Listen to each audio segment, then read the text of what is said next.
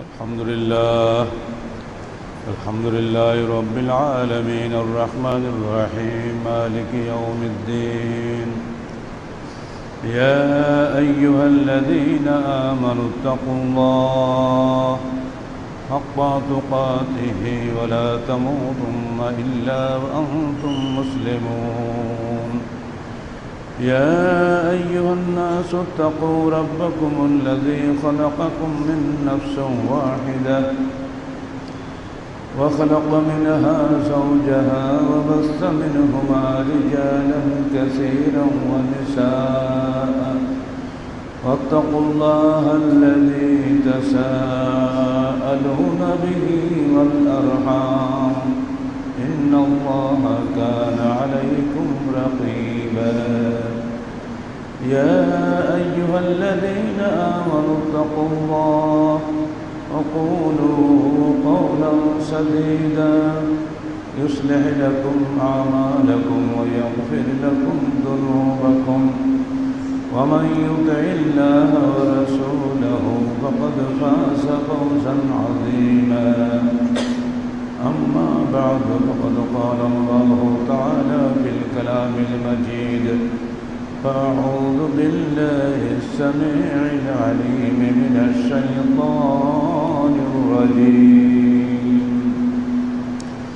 بسم الله الرحمن الرحيم يا أيها الذين آمنوا كتب عليكم الصيام كما كتب على الذين من قبلكم لعلكم تتقون أياما معدودات فمن كان منكم مريضا أو على سفر فعدة من أيام أخر يريد الله بكم اليسر ولا يريد بكم العسر ولتكملوا العدة ولتكبروا الله على ما هداكم ولعلكم ترشدون যাবতীয় হামদ ও সানা আল্লাহ রাব্বুল আলামিনের জন্য এবং যাবতীয় দরুদ ও সালাত শেষ নবী মুহাম্মদ রাসূলুল্লাহ সাল্লাল্লাহু আলাইহি ওয়াসাল্লামের জন্য। বছর ঘুরে আবার আমাদের সামনে রমজানুল মুবারক সমাগত। আল্লাহ পাক আমাদের হায়াতে বাঁচিয়ে রাখলে আর কয়েকদিন পরেই বাংলাদেশে সিয়াম শুরু হবে। রমজানুল মুবারকের রহমত বরকত মাগফিরাতের সুযোগ নেওয়ার জন্য প্রত্যেক মুমিন বান্দা এ সময় উন্মুখ হয়ে তাকিয়ে থাকবেন, এটি স্বাভাবিক। রমজানুল মুবারকের ফরজিয়ত বিষয়ে আল্লাহ পাকের চূড়ান্ত নির্দেশ, ইয়া আইয়ুহাল্লাযীনা আমানু, হে ঈমানদারগণ, তোমাদের উপরে রমজানুল মুবারকের এই সিয়াম ফরজ করা হলো, যেমন তোমাদের পূর্বিকার উম্মতের উপরেও সিয়াম ফরজ ছিল, যাতে তোমরা আল্লাহ ভীরুতা অর্জন করতে পারো। এরপরেই সান্ত্বনা দিয়ে বলা হচ্ছে আইয়ামা মাদুদা, গণিত কয়েকটি দিন মাত্র। এরপরেও আবার সান্ত্বনা দিয়ে বলা হচ্ছে ফামান কানা মিনকুম মারিদান আও আলা সাফারিন ফাইদ্দাতুম মিন আইয়ামিন উখা, যদি তোমরা কেউ অসুস্থ হয়ে পড়ো অথবা সফরে থাকো তাহলে অন্য দিন তোমরা এটা করে দিও। বান্দার প্রতি, বিশেষ করে ইমানদারগণের প্রতি আল্লাহর কত যে দয়া, কত যে দরদপূর্ণ আহ্বান, এই দুটি আয়াতের পরপর সুন্দর বর্ণনার ভঙ্গিতেই আমরা বুঝতে পারি। প্রথমে ডাক দিচ্ছেন ইয়া আইয়ুহাল্লাযীনা আমানু, হে ঈমানদারগণ বলে। আল্লাহ পাক ভালো করে জানেন যে সিয়াম তারাই পালন করে যারা মুসলমান, অন্যরা তো করবে না। তাদেরকেই আবার ডাকছেন চমৎকার ভাষায়, হে ঈমানদারগণ, হে বিশ্বাসীগণ, যারা আমাকে বিশ্বাস করো, আখিরাতে বিশ্বাস করো, আমার রিসালাতে বিশ্বাস করো, যারা কোরআনে বিশ্বাস করো, তোমরা শোনো, তোমাদের উপরে সিয়াম ফরজ করা হলো। সিয়াম মানে যে কোনো সিয়াম, রমজান কিন্তু বলা হয়নি। সারা বছর তো আমরা নফল সিয়াম রাখি, তাই না? তো এখান তো আল্লাহ বলেনি সিয়াম রমজান তো বলেনি। আপনি ব্যাখ্যা কিভাবে দিবেন? আজকাল যেভাবে হাদিসের বিরুদ্ধে সংগ্রাম শুরু হয়ে গেছে, বিভিন্ন আলেম ওলামারা যেভাবে শুরু করেছেন, হাদিস মানা চলবে না, কোরআন মানতে হবে, কোরআনে কোনো সন্দেহ নাই, হাদিসে সহিহ জয়ীফ আছে, অতএব হাদিস বাদ দাও, কোরআন মেনে চলো, তাহলে জান্নাত পাবে। আধুনিক যুগের এই সমস্ত যুক্তিবাদী আলেমরা মানুষকে যেভাবে ধোঁকা দিচ্ছে, তাদের কাছে এখানেও কিন্তু প্রশ্ন আসে, আপনারা কি রমজানের সিয়াম পালন করেন? নিশ্চয়ই তারা করেন। প্রশ্ন করা যাবে, রমজানের সিয়াম পালন করতে হবে আপনি কোথায় পেলেন? কুতুবে আলাইকুম সিয়াম বলা হয়েছে, তাই না? কুতুবে আলাইকুম রমজান বলা হয়েছে। তো সিয়াম পালন করে, সিয়াম বললে রমজান কিসে বুঝলেন? বুঝতে গেলে আপনাকে পরে আর 2 আয়াত পরে যেতে হবে, তাও সেখানে বলেনি। ফমান শাহিদা মিনকুম আশ-শাহরা ফালিয়াসুমহু, যে ব্যক্তি মাস পাবে সে সিয়াম রাখবে। কোন মাস? শাহরা রমজান তো বলেনি, শাহরা রজবও তো হতে পারে। অর্থাৎ যুক্তি দিয়ে কখনোই দিন বোঝা যায় না। কোরআন বুঝতে গেলে আপনাকে অবশ্যই হাদিসের আশ্রয় নিতে হবে। এই আয়াত যার উপরে নাজিল হয়েছিল, সেই নবী এই আয়াতের ব্যাখ্যাতে নিজের কথা এবং কর্মে কিভাবে দান করেছেন, এটা আমাদের বুঝতে হবে। হাদিস ছাড়া কোরআন বোঝার এক তিল বিন্দু উপায় নাই। আধুনিক যুগের এই ফিতনা থেকে সাবধান থাকবে। তোমাদের উপরে রমজানের সিয়াম ফরজ করা হলো, যেমন তোমাদের ইতিপূর্বেকার উম্মতের উপরেও ছিল। ইতিপূর্বেকার উম্মত বলতে ইহুদি নাসারা বা আরও আগের যারা ছিলেন, প্রত্যেক নবীর যারা উম্মত ছিলেন তাদের প্রতি ইশারা করা হয়েছে। সে যুগের সে সময় উম্মতদের উপরে কী ধরনের সিয়াম ফরজ ছিল, তার প্রকৃতি কি, তার নিয়মকরণ পদ্ধতি কি, এটা আমরা পরিষ্কারভাবে জানতে পারিনি। বিভিন্ন আসারে পাওয়া যায় যে আশুরায়ে মুহররম বিগত উম্মতগুলির উপরে ফরজ ছিল, এটা পরিষ্কার। তবে সেটাও দেখা যায় মুসা আলাইহিস সালামের পর থেকে, কোনো কোনো আসারে আবার বলা হচ্ছে নূহ আলাইহিস সালামের যুগ থেকে। কিন্তু যখন ফিরআউন ডুবে মরল, মুসা বেঁচে গেলেন, তখনই শুকরিয়া আদায় করে মুসা আলাইহিস সালাম আশুরা সিয়াম রেখেছিলেন, এটা আমরা সবাই জানি। কিন্তু আবার কেউ কেউ বলছে যে নূহ আলাইহিস সালাম যুগ থেকেই আছে। এই ইখতিলাফে না গিয়ে আমরা এক কথায় বলি, কোরআন যেটা বলছে ওটাই ঠিক। বিগত উম্মতের উপরেও সিয়াম ফরজ ছিল। কেমন ছিল, কয়দিন ছিল, এই বিষয়ে আমাদের ইখতিলাফের দরকার নেই। এটা বলা হলো কেন? আমাদেরকে সান্ত্বনা দেওয়ার জন্য, যে তোমরা যেন ভয় পেও না। তো তোমাদের একা ফরজ করা হয়নি, তোমাদের পিছনে উম্মতের উপরেও ফরজ করা হয়েছে। এটা বললে কিন্তু মনে একটু সাহস হয়, তাই না? কোনো যদি বিপদ আসে তখন আমরা সান্ত্বনা দিই যে তোমার এটা হয়েছে, চিন্তা করো, তোমার অমুকেরও তো এটা হয়েছিল, তাকেও আল্লাহ রহম করেছে, তোমাকেও আল্লাহ রহম করবে। এরকম একটা কথা যদি ডাক্তারে বলে তো রোগ অর্ধেক হালকা হয়ে যায়। এখানে বর্ণনার ভঙ্গি খুব চমৎকার। হে উম্মতে মুহাম্মাদি, ভয় পেও না, তোমাদের পূর্বিকের উম্মতের উপরেও এই সিয়াম ফরজ ছিল। একটু হালকা হয়ে গেল। এরপরও আল্লাহ দেখছেন যে না, বান্দা এতেও যদি সাহস না পায়, পরের রাতে বলে দিচ্ছেন আইয়ামাম মাদুদাত, ভয় পেও না, মাত্র কয়েকটা দিন। এই যে বর্ণনা ভঙ্গি কি চমৎকারভাবে আল্লাহ বলছেন, যাতে বান্দা সিয়াম পালন করে। মাত্র কয়েকটা দিন, আইয়ামাম মাদুদাত। 1 মাস কিন্তু বলছে না, ভাষাটা কিন্তু 1 মাস বললে প্রথমে বান্দা ভয় পেয়ে যাবে। বলা হচ্ছে মাত্র কয়েকটা দিন। এরপরেও যদি বান্দা যাতে ভয় না পায়, আবার বলা হচ্ছে ফামান কানা মিনকুম মারিদান আও আলা সাফারিন ফাইদ্দাতুম মিন আইয়ামিন উখরা। ভয় পেও না ঈমানদার, যদি তোমরা অসুস্থ হয়ে পড়ো অথবা সফরে থাকো, ওই সময় তোমরা সিয়াম পালন না করলেও চলবে, তো অন্য সময় করো। এই 1 মাস সিয়ামকে বান্দার জন্য, বান্দা যাতে মেনে চলে, সেজন্য ভাষাগুলো কিভাবে সেট করা হচ্ছে একবার দেখেন। দরদপূর্ণ পিতা যেমন সন্তানের প্রতি সুন্দরভাবে স্নেহ করে বুঝিয়ে গায়ে হাত বুলিয়ে একটা জিনিস করিয়ে নেয়, ঠিক অমনিভাবেই আল্লাহ পাক ঈমানদারদের উদ্দেশ্যে চমৎকারভাবে আদেশ দিচ্ছেন। ইসলামের প্রথম দিকে যখন এই নির্দেশ আসে তখন এর অনেক লোক সিয়াম পালন করতো না।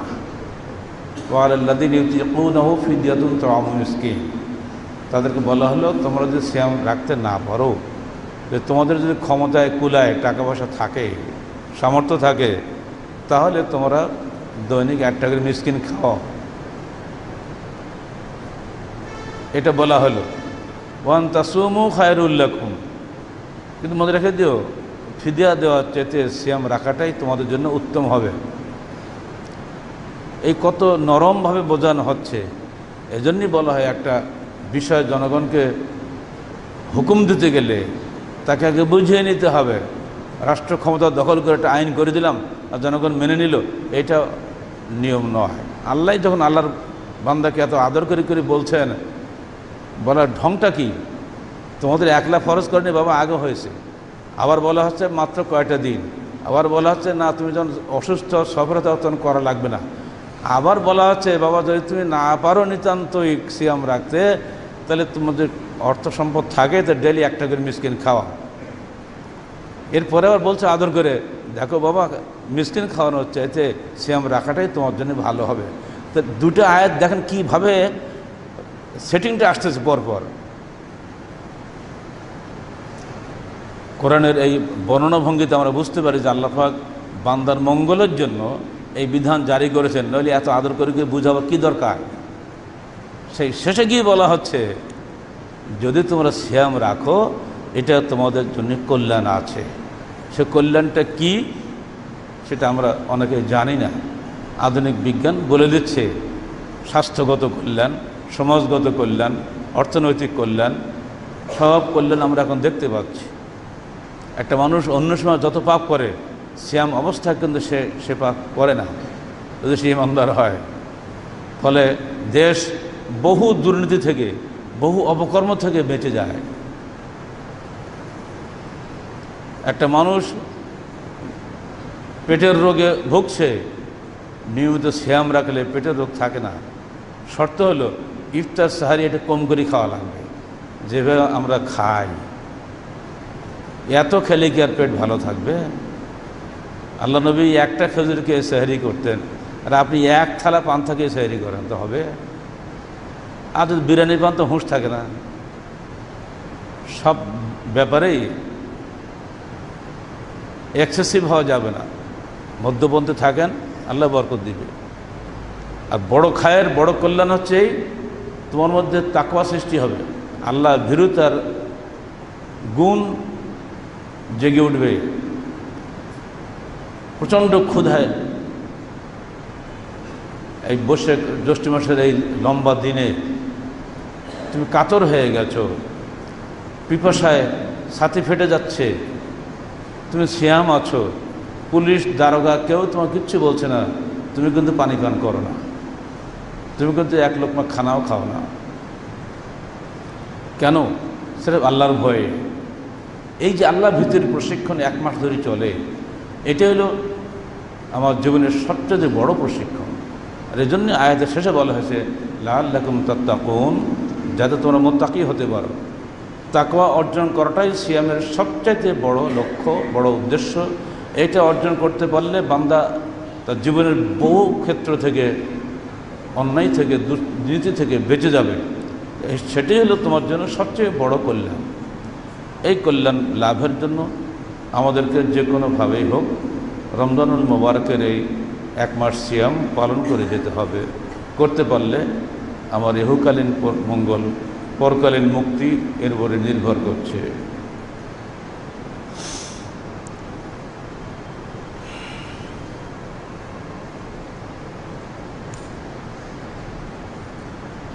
সিয়ামের শাব্দিক অর্থ, ইস্তেলাহি অর্থ, এগুলো আপনারা বারবার শুনেছেন, জানেন। এক কথা, সিয়াম অর্থ হলো ইমসাক,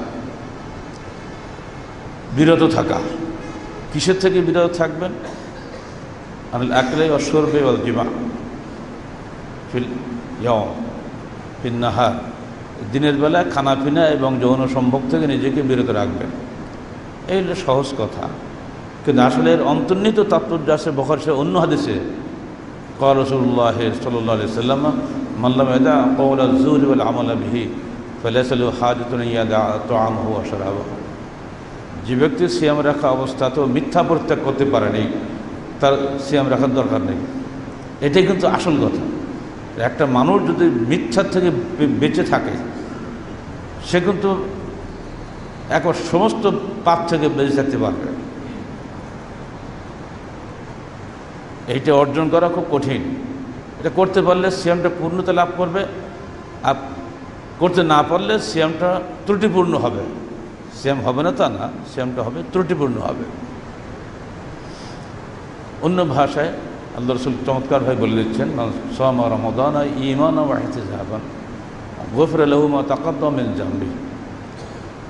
যে ব্যক্তি ঈমানদারির সাথে এবং সওয়াব অর্জনের উদ্দেশ্যে সিয়াম রাখবে, তার বিগত সমস্ত গুনাহ আল্লাহ পাক ক্ষমা করে দিবেন। শর্ত কিন্তু দুটা, ঈমান, ইহতিসাব। পূর্ণ বিশ্বাসের সাথে, লোক দেখানোর উদ্দেশ্যে নয়। ইহতিসাবান, সওয়াবের নিয়তে, না করলে মানুষে কি বলবে এই নিয়তে নয়। সওয়াবের নিয়ত যদি না থাকে তাহলে সিয়াম হবে না, আল্লাহর কাছে কবুল হবে না। আসুন আমরা নিয়ত করি, আল্লাহ পাক আমাদেরকে রমজান মোবারকের প্রথম দিন থেকেই পূর্ণ সওয়াবের নিয়তে সিয়াম রাখার তৌফিক যেন আমাদেরকে আল্লাহ দান করে। সিয়ামের অবস্থায় সবচেয়ে বড় ইবাদত হচ্ছে তেলাওয়াত কোরআন। অন্য হাদিসে এসেছে সিয়াম কোরআন ও ইশাফা। কিয়ামতের দিন এই সিয়াম এবং কোরআন আল্লাহর কাছে শাফাত করবে। এই শাফাত আল্লাহ ফিরাতে পারবেন না। আর সিয়ামের নেকির তো কোনো শেষ নাই। আল্লাহ রসুল বলছেন, প্রত্যেক নেকির, প্রত্যেক সৎকর্মের সওয়াব হলো 10 গুণ থেকে 700 গুণ। ইউজাবুল হাসানাতু ইলা 700 ইল্লা সওম ফাইন্নাহু লি ওয়া আনা আজজি বিহি। শুধু সওম বাদে, কারণ ওটা আমার জন্য বান্দা রাখে, আমি নিজ হাতে ওটার পুরস্কার দিব। এর গুরুত্ব অত্যন্ত বেশি। যত সৎকর্ম আমরা করি 10 থেকে 700 গুণ নেকি পাই, কিন্তু রমজানের সিয়ামের নেকি এর বিশেষ বৈশিষ্ট্য হচ্ছে এই যে আল্লাহ পাক এই নেকিটা নিজ হাতে দান করবেন। নিঃসন্দেহে তো অনেক অনেক গুণ বেশি হবে।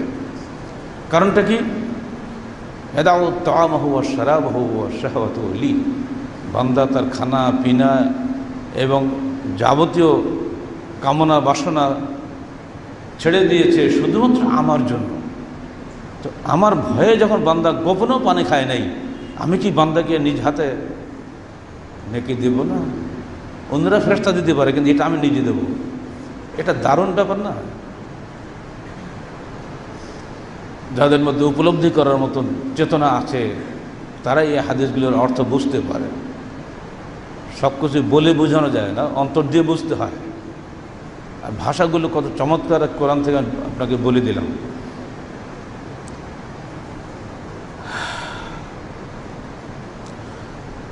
মদিনা মসজিদের ইমাম উবাই বিন কাব, বিখ্যাত সাহাবী,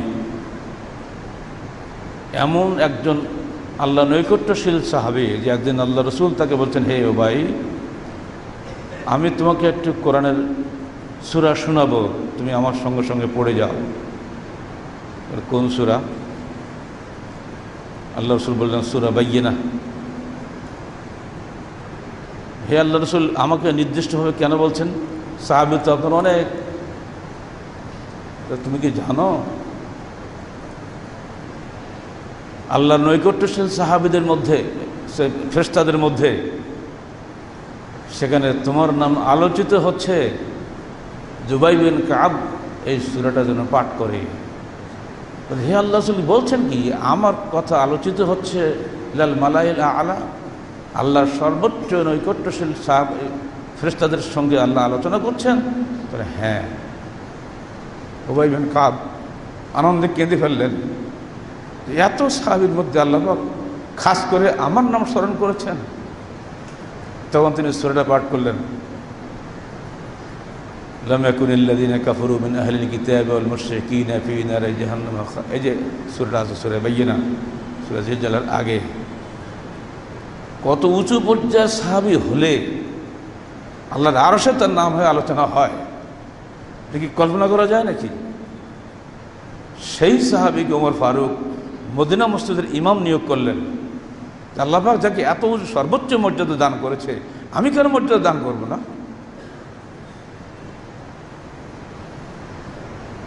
ঠিক এরকম আরেকটা ঘটনা শুনে দিই আপনাদের।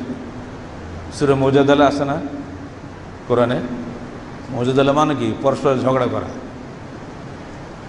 প্রথম আয়াত দিয়ে একটা বিরাট ঘটনা আছে আয়াতের মধ্যে। ওমর ফারুক তার দলবল নিয়ে একদিন যাচ্ছেন, তখন তিনি খলিফা, আর তার দবদবা কি,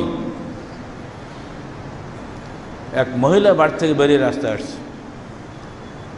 ওই মহিলা বুড়ি, তাকে দেখে ওমর ফারুক দাঁড়িয়ে গেলেন।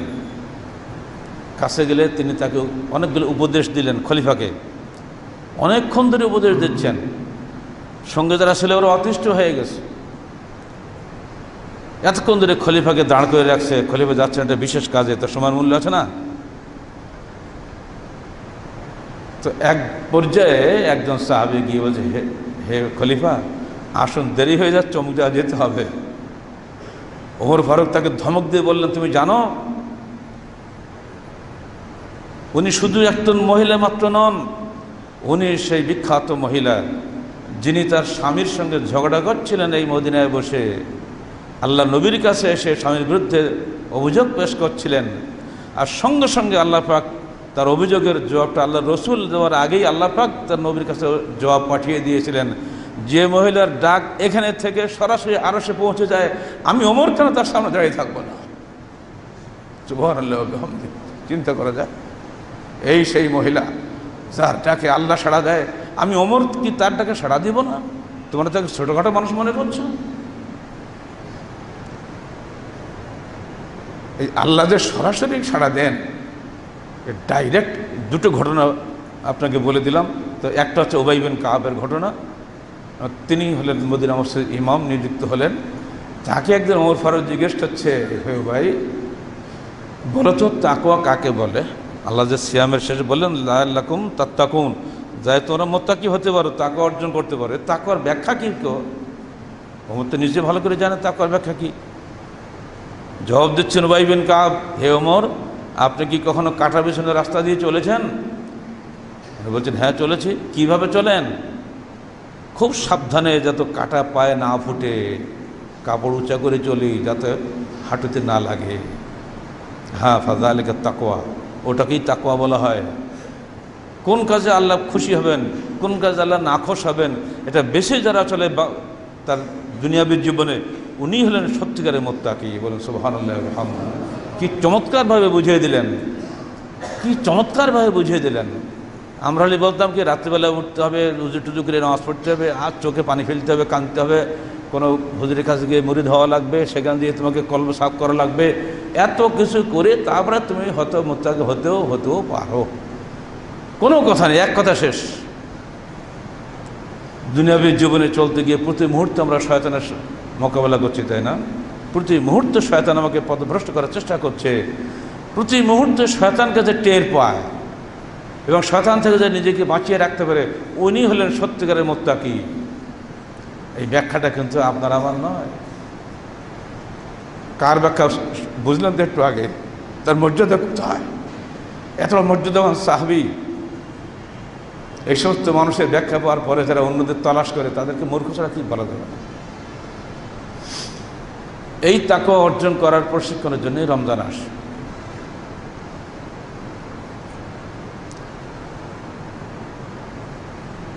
عن أبي هريرة رضي الله عنه قال قال رسول الله صلى الله عليه وسلم من صام رمضان إيمانا واحتسابا غفر له ما تقدم من ذنبه ومن قام رمضان إيمانا واحتسابا غفر له ما تقدم من ذنبه মুত্তাফাক আলাইহি। যে ব্যক্তি রমজান মাসে ঈমান এবং ইহতিসাবের সাথে পূর্ণ বিশ্বাসের সাথে এবং পূর্ণ নেকি অর্জনের উদ্দেশ্যে সিয়াম রাখে এবং একই উদ্দেশ্যে কিয়াম করে, অর্থাৎ রাত্রিবেলায় আল্লাহর ইবাদতে রত হয়, তারাবি হোক আর তাহাজ্জুদ হোক, তার বিগত জীবনের সকল গুনাহ আল্লাহ ক্ষমা করে দিয়ে থাকেন। এই সুসংবাদ আল্লাহ পাক আমাদের জানিয়ে দিলেন। রমজানের প্রথম রাত্রি থেকেই তারাবি শুরু হবে। শুধু এই হাদিসটা সামনে রেখে আপনি আসবেন তারাবি পড়তে, কারণ আমার উদ্দেশ্য হলো বিগত যুগের সব গুনাহগুলো ক্ষমা করিয়ে নেওয়া। হতভাগা হলো সেই যে রমজানকে পেল, নিজের গুনাহগুলোকে ক্ষমা করাইতে পারল না। আর হতভাগা সেই যে বৃদ্ধ বয়সে তার পিতা মাতা অথবা জীবনের দুজনের একজনকে পেল, অথচ নিজেকে ক্ষমা করিয়ে নিতে পারল না। এই দুজন ব্যক্তিকে আল্লাহ রসুল হতভাগা বলেছেন। রমজান আসতেছে, আল্লাহ যেন আমাদেরকে হতভাগাদের মধ্যে না সামিল করেন, সে তৌফিক যেন আল্লাহ পাক আমাদেরকে দান করেন। রমজানের আগে শুরু হয়ে যাবে আল্লাহর পক্ষ থেকে গায়বী আহ্বান, ইয়া বাগিয়াল খায়রে আকবেল ওয়া ইয়া বাগিয়াশ শাররে আকসির ওয়ালিল্লাহি ওয়াতাকাউ মিনান নার। হে কল্যাণের অভিসারীরা এগিয়ে চলো, হে অকল্যাণের নিশাচররা থেমে যাও। মনে রেখো, রমজান মাসের প্রতি রাত্রিতে আল্লাহ পাক অসংখ্য জাহান্নামীকে মুক্তি দান করবেন। যদি আমাদের নামটা জাহান্নামীদের অন্তর্ভুক্ত হয়ে যেয়ে থাকে, আল্লাহ তুমি আমাদেরকে রমজানুল মুবারকের বরকতে সেখান থেকে মুক্তি দিয়ে জান্নাতীদের অন্তর্ভুক্ত করে দাও। এই হাদিস আমাদেরকে সান্ত্বনা দেয়।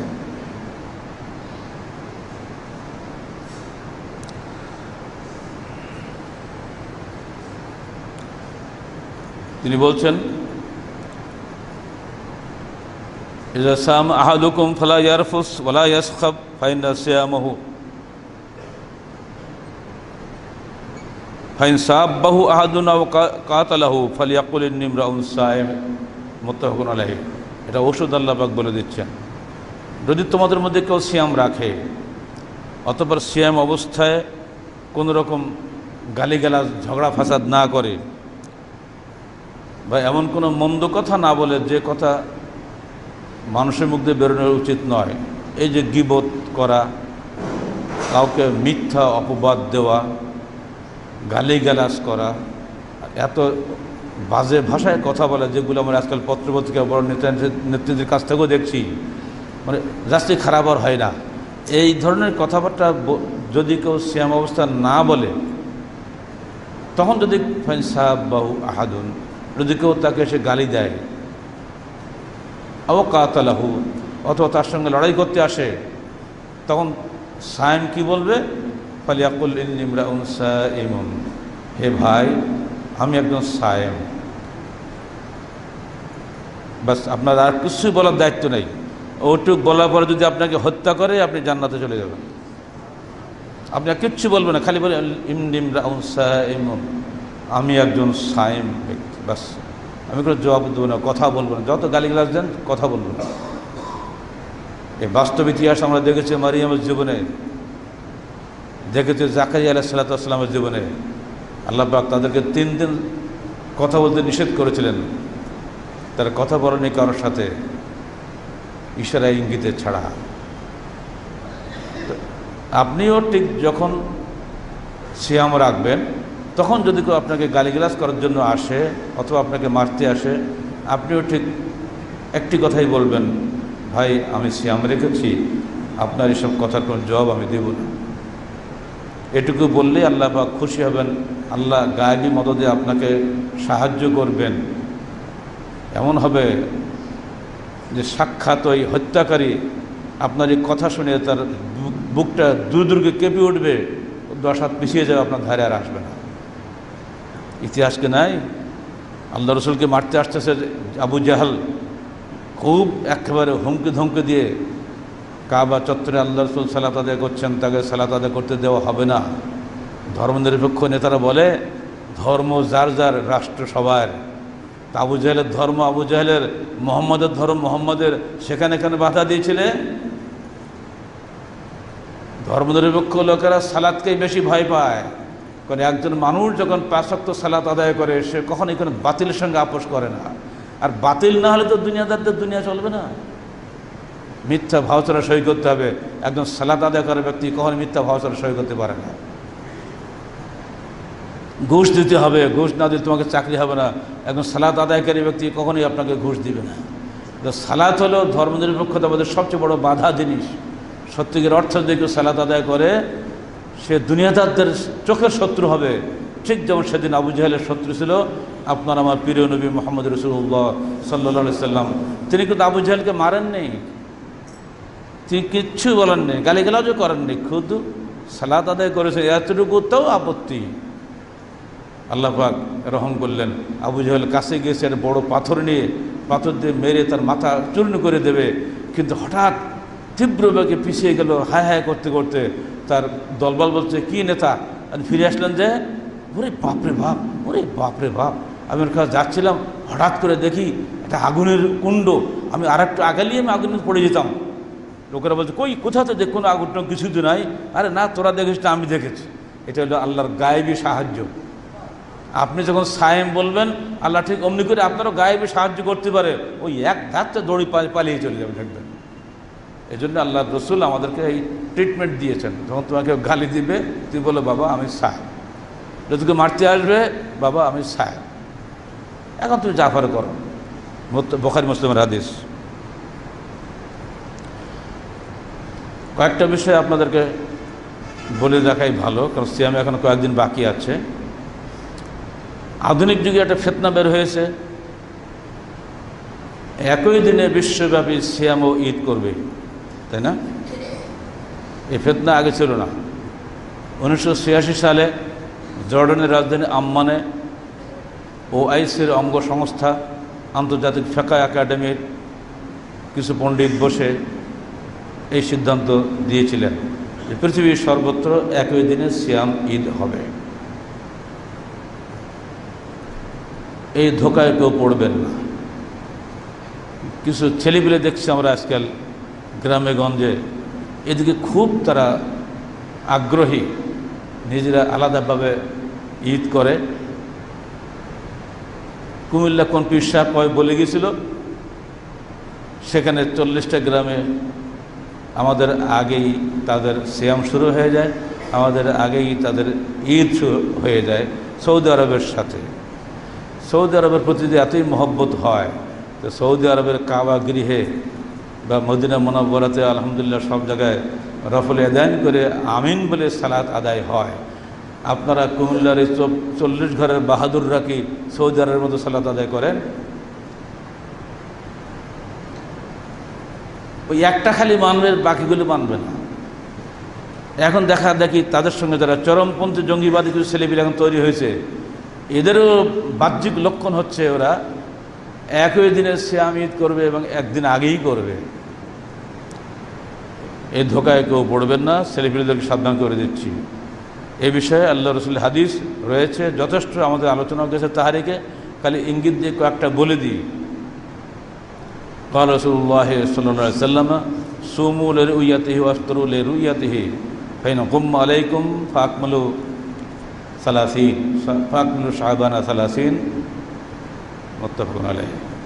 তোমরা চাঁদ দেখে সিয়াম রাখো, চাঁদ দেখে সিয়াম ভাঙো। যদি আকাশে মেঘ থাকে তাহলে শাবান মাসকে তোমরা 30 দিন পুরিয়ে নাও। সহজ ফয়সালা, কোনো সমস্যা নেই। সিরিয়াতে আমির মুআবিয়া জুমার দিন সিয়াম চাঁদ দেখেছিলেন,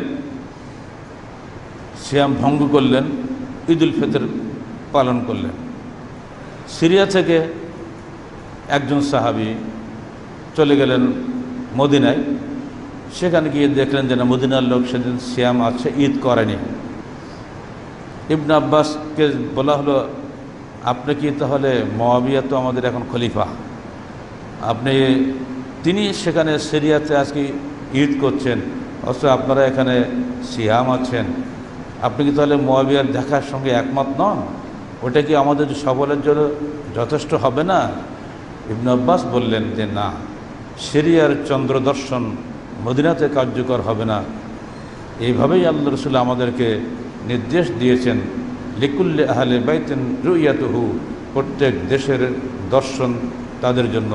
অর্থাৎ প্রত্যেক দেশের মানুষ যেদিন চন্দ্র দেখবে সেটি তাদের জন্য প্রযোজ্য হবে। এটাই হলো হাদিসের কথা। অন্য হাদিসে এসছে, আসসাওমু ইয়ামা তাসুমুন ওয়াল ফিতরু ইয়ামা তুফতিরুন ওয়াল আযহা ইয়ামা তুযহাউন, রাওয়াহু আবু দাউদ ওয়া তিরমিজি। তোমাদের সিয়াম সেদিন হবে যেদিন সবাই মিলে সিয়াম থাকবে। তোমাদের ঈদুল ফিতর সেদিন হবে যেদিন সবাই ঈদুল ফিতর আদায় করবে। ঈদুল আজহা সেদিন হবে যেদিন সকলে মিলেমিশে ঈদুল আজহা করবে। একাকে যে আলাদা আলাদা কিছু করা হবে না। পরপর 3টে হাদিস আপনাদের সামনে বলে দিলাম, খেয়াল রাখবেন। আর দেখার বিষয়টি ইখতিলাফুল মাতালের উপরে আছে, এটা আমরা সাধারণ জ্ঞানেই বুঝি। হাদিস যদি নাও বুঝি, যুক্তি তো আমরা বুঝি। ঢাকা যখন ইফতার হয়, রাজশাহী তখন ইফতার হয় না, এটুকু তো বুঝি অন্তত। 8 মিনিট আগ পেছে না, ঢাকার সঙ্গে আপনি ইফতার করলে আপনার লোক তাড়াবে না? সৌদের মক্কা শরীফ, মক্কায় যখন চাঁদ সূর্য ডুবে, তো 3 ঘন্টা 20 মিনিট পরে ঢাকায় সূর্য ডুবে। ঢাকার লোক যখন ইশার সালাত আদায় করে, সৌদি আরবের লোক তখন ইফতার মিলে। আমেরিকা যখন দিন হয়, নবদরবার তখন রাত হয়। এমনিতে আমরা বুঝি এগুলো, কিন্তু আধুনিক যুগের এই সমস্ত পণ্ডিতরা কীভাবে এই সমস্ত ব্যাখ্যা যে করলেন আল্লাহ ভালো জানে। যাই হোক, হতেই পারে, তাদের বুঝ তাদের কাছে, আমাদের বুঝ আমাদের কাছে। হাদিসের উপরে আমাদের আমল থাকবে, এর বাইরে আমরা যাব না। পৃথিবীব্যাপী সর্বত্র এই নিয়মই চলছে। বিগত দিনের বড় বড় মনীষী, ইমাম ইবনে তাইমিয়া, ইমাম শওকানি, সাহেবে মেরাআত, সাহেবে তহমতুল আহওয়াজি, হাদিস শাস্ত্রের বড় বড় পণ্ডিতরা সবাই এই ব্যাপারে একমত যে লিকুল্লি আহলে বাইতিন আহলে বালাদিন রুইয়াতুহু, প্রত্যেক শহরের লোকদের, প্রত্যেক দেশের লোকদের জন্য তাদের দেখাটাই প্রযোজ্য।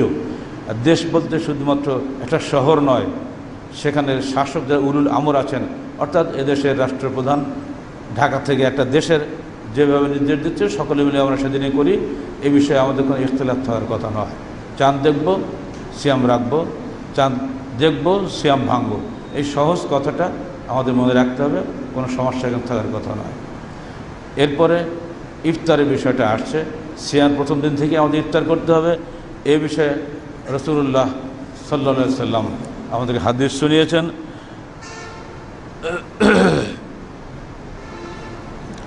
মান ফাত্তারা সাইমান কানা লাহু মিসলু আজরিহি বিন গায়রি ইয়ানকুসা মিন উজুরিহিম শাইয়্যা, রাওয়াহু তিরমিজি।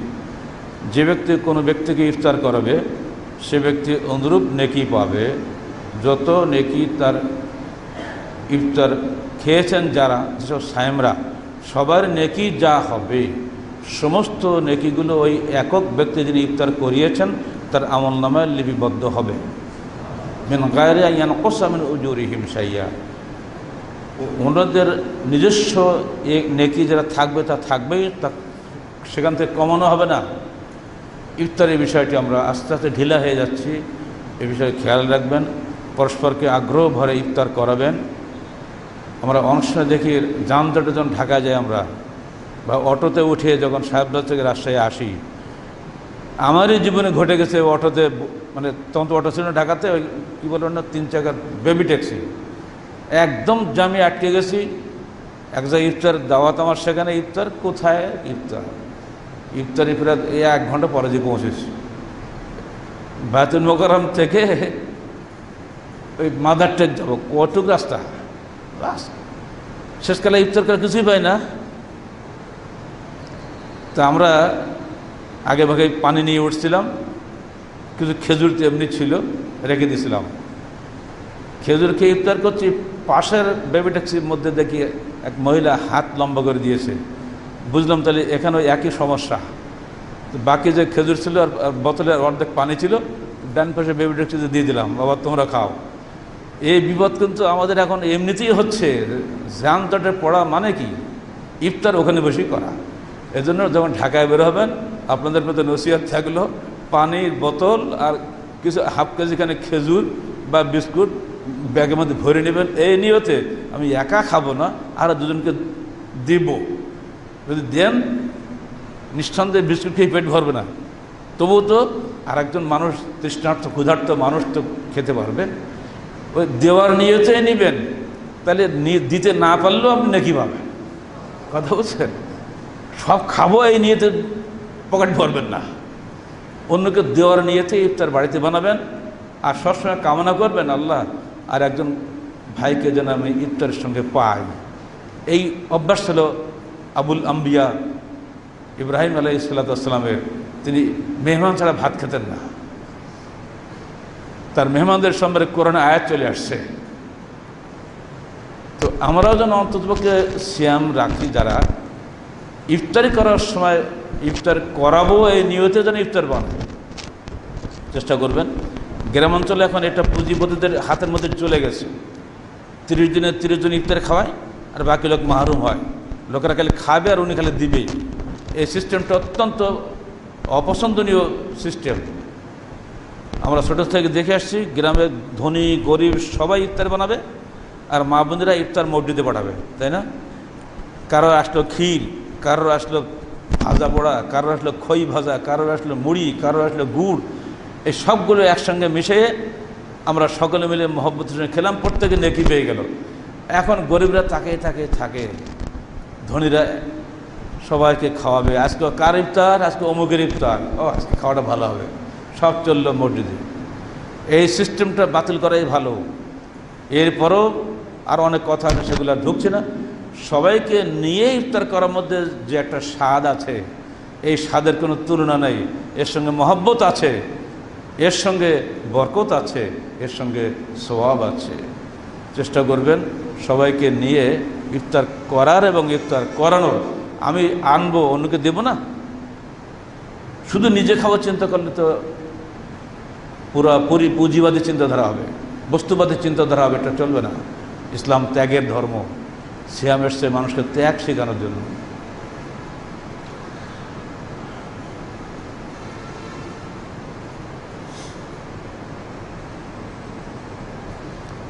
কয়েকটি বিষয় আপনাদেরকে বলে দিই, গতবারও বলেছিলাম, এবারে বলেছি, মনে করে দিই। এটা আমাদের দায়িত্ব সাংগঠনিকভাবে। 1, রমজানের পবিত্রতা রক্ষা করুন এবং যাবতীয় অশ্লীলতা হতে বিরত থাকুন। অশ্লীলতা কাকে বলে আপনারা ভালো করে বুঝেন। গান বাজনা হইচই যেগুলো আপনারা করেন, এগুলো থেকে বিরত থাকেন। বিশেষ করে ছেলেদের বলবো, এগুলো তোমাদের খুব ঝোঁক খুব বেশি। শব্দ দূষণ বলে একটা কথা আজকাল চালু হয়েছে। এই সঙ্গে হুজুরদেরকে বলবো, যারা মাইক লাগান, মসজিদে মুয়াজ্জিনগিরি করেন আর ইমামতি করেন, মাইকবাজি করবেন না। দয়া করে আমাদের ইবাদত করার সুযোগ দেন। শুধু আজানটুকুই দেন, আজানের পরে লম্বা দোয়া পড়বেন, চিৎকার দিয়ে দিয়ে, এগুলো চলবে না। দোয়াই, আজানে হলে জোরে দিতে হয়, দোয়াটা মনে মনে পড়তে হয়, চুপচাপ। ওটাও মাইকে, এটাও মাইকে, চলবে ভাবখানে। এই কোনো কথাই এরা শোনে না। এই সাথে শুরু হয়েছে এই রমজান সম্পর্কে, ইফতার সম্পর্কে মেলা গান বিভিন্ন দলে বানাইছে। এই গানগুলো সব ক্যাসেট লাগিয়ে দেবে মাইকে। এমন অসহ্য অবস্থা সৃষ্টি করে, পরিবেশটা নষ্ট করে দেয় এরা মনে করে এগুলো দিয়ে আমাদের রাজনৈতিক দলেরও প্রচার হচ্ছে, সেই সাথে সাথে নেকিও হচ্ছে। নেকি তো কিছুই হচ্ছে জিরো। কারণ এটা রিয়া, লোক দেখানোর ধর্ম। তো নিজের মধ্যে কোনো ধর্ম নাই। অধিকাংশ ধার্মিকদের মধ্যে ধর্মের বড়াই আছে, ধর্মের খবর নাই। রমজান মাস আসতেছে, তাকে অর্জন করুন, মানুষকে দেখানোর চিন্তা ছাড়েন। মাইকগুলোকে দয়া করে সঠিক ব্যবহার করবেন। যে সমস্ত মুসল্লিরা আছেন, অনেকে মাশাআল্লাহ বিভিন্ন মসজিদের সঙ্গে জড়িয়ে আছেন, মোতাল্লি আছেন, সেক্রেটারি আছেন, সদস্য আছেন, কঠোরভাবে নিয়ন্ত্রণ করে মাইকগুলোকে। এই মাইকগুলো সর্বনাশ করে দিচ্ছে সমাজটাকে। তার মানুষের ইবাদত করতে দেয় না, পড়াশোনা করতেও দেয় না, সব নষ্ট করে দিল। প্রথম কথা হচ্ছে এই রমজানের পবিত্রতা রক্ষা করুন। পবিত্রতা বলতে কিন্তু এগুলি বোঝায়: শব্দ দূষণ, কথা দূষণ, ব্যবসা দূষণ, ঢেকে রেখে দিব্য খাওয়া দাওয়া করাচ্ছেন, ধোঁকাবাজি করছেন পরিষ্কারভাবে, এগুলো চলবে না। এই বিষয়ে পরিষ্কারভাবে আল্লাহর নির্দেশ, ওয়ালা তাকরাবু ফাওয়াহিশা মা যাহরা মিনহা ওয়া মা বাতান, সূরা আল-আনআম 151 আয়াত। তোমরা প্রকাশ্য এবং গোপন যাবতীয় অশ্লীলতা নিকটবর্তী হয়েও না। বিরত থাকার কথা আল্লাহ বলেন নেই, নিকটবর্তী হয়েও না। তার মানে বোঝা যায় কি, করাও যাবে না, কাছেও যাওয়া যাবে না। 2, দিনের বেলা খাবারের হোটেল বন্ধ রাখুন, কারণ قال رسول الله صلى الله عليه وسلم الصيام والقرآن يشفعان للعبد يقول الصيام أي رب إني منعته الطعام। ওই দিন সিয়াম বলবে, হে আমার প্রতিপালক, আমি এই ব্যক্তিকে খাওয়ার থেকে বিরত রেখেছিলাম, অশাহওয়াত যাবতীয় যৌন কামনা থেকে, বিন্নাহার দিনের বেলায়, ফাশাফিনি, অতএব হে আল্লাহ তুমি আমার সুপারিশ কবুল করো। যে ব্যক্তি নিজে সিয়াম রাখে, হোটেলে ব্যবসায়ীরা অন্যদেরকে খাওয়াতে উদ্বুদ্ধ করে, ওই ব্যক্তির জন্য কেউ সিয়াম আল্লাহ কাছে সুপারিশ করবে? বলেন হোটেল মালিকরা, আপনারা তো মুসলমান বাচ্চা, নওদা বাজারে কোনো হিন্দুর হোটেল আছে নাকি? শত মুসলমানের হোটেল, নিজেরা সিয়াম রাখেন, আবার সেখানে খানাপিনার ব্যবস্থা রেখে বাইরে একটা পর্দা ঝুলিয়ে দেন। আপনাদের কোন অবস্থা হবে আজকে আমাদের মাঠে? একটা হলো এই, আপনার জন্য আপনার সিয়াম সাফাত করবে না, আর একটা হলে আপনি একটা ধোঁকাবাজ, মানুষকে ধোঁকা দিয়ে খাওয়াচ্ছেন, ধোঁকার শাস্তি পাবেন। মানে গাসানা ফালাইসা মিন্না, যে ব্যক্তি ধোঁকা দিল সে মুসলমানদের অন্তর্ভুক্ত নয়, পরিষ্কার হাদিস রয়েছে, অতএব সাবধান। 3 নম্বর, জিনিসপত্র ভেজাল দিয়ে ও বিষ মিশিয়ে নীরব গণহত্যায় সাহায্য করবেন না। এগুলো নীরব গণহত্যা হচ্ছে না? যাই খাবেন তাতেই বিষ। সরকার কয়টা ঠান্ডা করবে? আমে বিষ, লিচুতে বিষ, তরকারিতে বিষ, দেখতে খুব ঝকঝক করছে, মানে বিষ মাখে ঝকঝকে বানানো হয়েছে। এখন আর নওয়াজ আম পচে না, মানুষ মরে গেলে ফরমালিন দিয়ে লাশ রেখে দেয়, 3 দিন 4 দিন ডুবে রাখে না হাসপাতালগুলোতে, ওই ফরমালিন দিচ্ছে আপনার খাদ্যের মধ্যে, যে বিষক্রিয়ায় মরা লাশ পর্যন্ত পচে না, সেই বিষক্রিয়া দিয়ে আপনার তাজা ফলটা পচন থেকে বাঁচানো হচ্ছে। আপনার অবস্থা কি হবে? সঙ্গে সঙ্গে মরবেন না বললে আর কোনো শাস্তি হয় না, নীরবে আপনাকে হত্যা করা হচ্ছে। এই সমস্ত হত্যাকারীদের কোনো শাস্তি নেই, ঘুষ দিলে সব হালাল হয়ে যায়। আমরা ইমানদার, আমরা কি এই কাজ করবো নাকি? আল্লাহকে আমাদের দেখে না? ফামান ইয়ামাল মিসকালা যাররাতিন খায়রান ইয়ারা ওয়া মান ইয়ামাল মিসকালা যাররাতিন শাররান ইয়ারা। এটা যাররা পরিমাণে অন্যায় যদি করি আল্লাহ ধরবে। যে কিসের র্যাব আর কিসের পুলিশ, ওদের ভয়তে কাজ করি নাকি? আমি কাজ করবো আল্লাহর ভয়ে। আলহামদুলিল্লাহ, যদি এটা আমরা পারি তাহলে আমাদের জন্য জান্নাত, যদি না পারি আখিরাতে জাহান্নাম। দুনিয়াতে বুঝতেই পারছেন মানুষ আমাদেরকে গালিগালাজ করে। অত জিনিসপত্র ভেজাল দিয়ে বিষ মাখিয়ে নীরব গণহত্যা থেকে বিরত থাকুন। 4 নম্বর, অন্যের মালের চাইতে, অন্য মাসের চাইতে এই মাসে লাভ কিছু কম করেন। প্রতিবারই বলি, আপনার কেউ কম করেন? আল্লাহ ভালো জানে বাংলাদেশে কজন এই খুতবা শুনবে আর মানবে। قال الله تعالى في كلامه المجيد إن تقرضوا الله قرضا حسنا يضاعفه لكم ويغفر لكم والله شكور حليم। সূরা তাগাবুন 17 নম্বর আয়াত।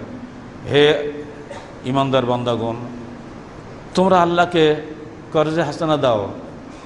যদি কর্জ দাও, মনে রেখে দিও আল্লাহ পাক তোমাদেরকে দ্বিগুণ দান করবেন এবং তোমাদেরকে আল্লাহ ক্ষমা করবেন। কর্জ দেওয়া মানে কি? টাকা চলে যাওয়া না? আপনি কর্জ দিবেন, কিছু কম লাভ করেন, এটি আপনার আল্লাহর জন্য কর্জ দেওয়া হলো।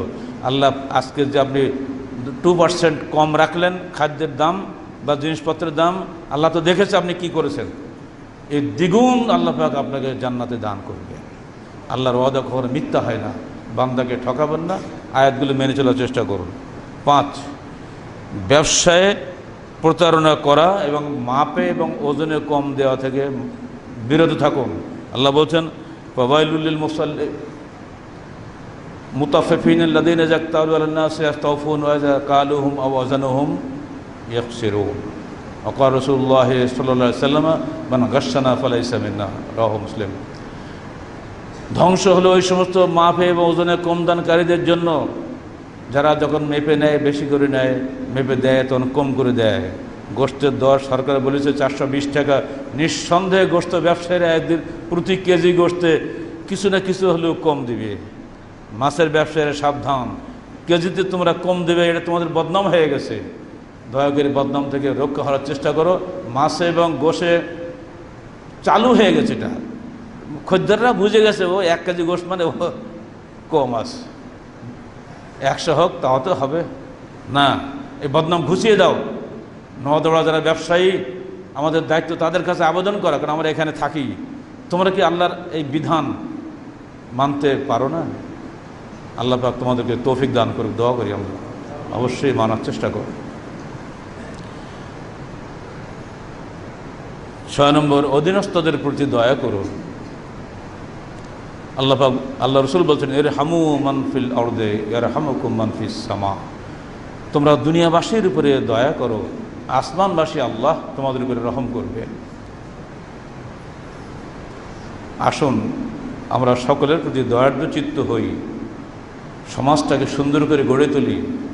শান্তিময় সমাজে আমরা যদি বসবাস করতে পারি, তাহলে আমাদের সন্তানরাও, আমাদের বাচ্চারাও শান্তির সঙ্গে বসবাস করবে। আর আমরা বড়রা যদি নষ্ট হয়ে যাই, আমাদের বাচ্চারাও নষ্ট হবে। অতএব আসুন আমরা আমাদের সমাজটাকে সুন্দর করে গড়ে তোলার চেষ্টা করি। রমজানুল মোবারক আমাদের জন্য রহমত, বরকত ও মাগফিরাতের প্রসরণী সামনে আসছে। আমাদেরকে আল্লাহ পাক সুন্দরভাবে রমজানের সিয়াম রাখার তৌফিক দান করুন। আমিন। আকুলু কওলি হাযা আস্তাগফিরুল্লাহ লি ওয়া লাকুম ওয়া লিসাইরিল মুসলিমিন।